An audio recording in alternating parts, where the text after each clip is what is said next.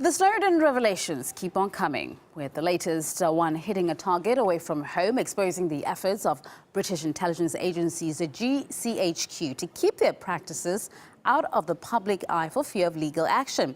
Now, let's get the details now from RT's Sarah Firth, who joins us live from London. Sarah, what do the latest revelations mean for the British intelligence agency?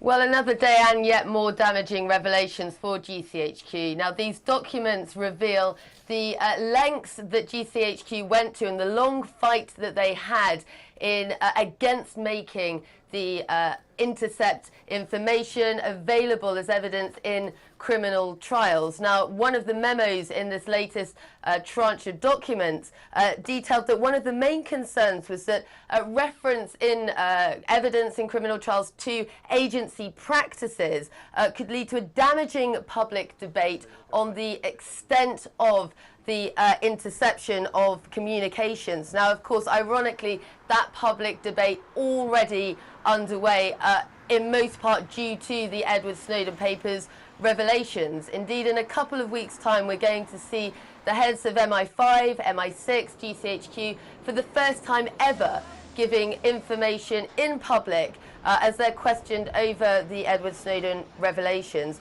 Now, that's going to be broadcast live, but there will be a short delay in transmission to remove any information should there be something that isn't deemed admissible. Now, perhaps as that public debate unfolds, we'll see GCHQ wheeling out some of their media-friendly, high-profile figures, because the document's also revealing that they have a list of people that deal with press handling. But the Guardian newspaper really pulling no punches, saying once again that this is a breach of trust from the UK government in the grandest scale.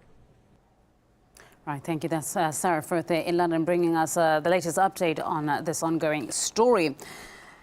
Right, all of this comes a day after it's been revealed that the NSA has been eavesdropping on the conversations of 35 world leaders. Now, France and Germany are now demanding a no-spying deal from Washington to be struck by the end of the year. EU nations have warned that a lack of trust with Washington could damage future intelligence cooperation. A UN resolution to restrain American spying has been proposed by Germany and Brazil, which was also targeted by the NSA. Lost K from the UK private party says that the government's reaction to the news shows who they really are protecting.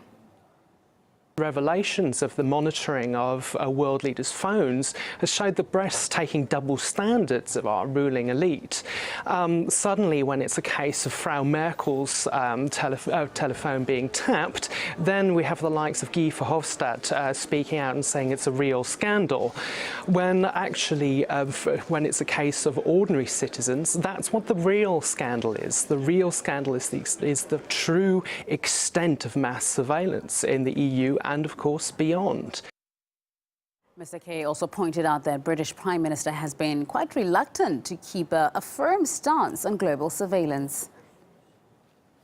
What's been clear is that David Cameron is not willing to speak up in defence of Britain and the British people when it comes to mass surveillance. And indeed, we've seen the extent of GCHQ's collusion with the NSA, for example, in the Tempora programme, and we've seen massive harvesting of the data through the fibre optic cables.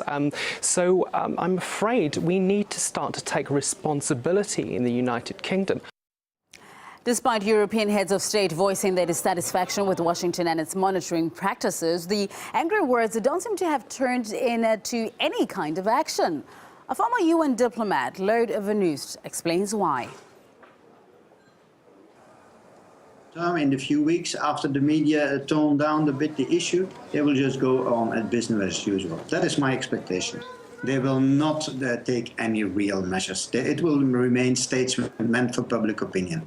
I mean, their problem is not that they are spying. Their problem is, as far as they see it, that they have been caught at spying. No, that's another matter altogether. The thing is, why do they do that? Well, not to chase terrorists. They do that for economic reasons. They want to know what Europe is going to do towards the BRICS countries, toward Asia, toward Africa. They are afraid that they are losing ground.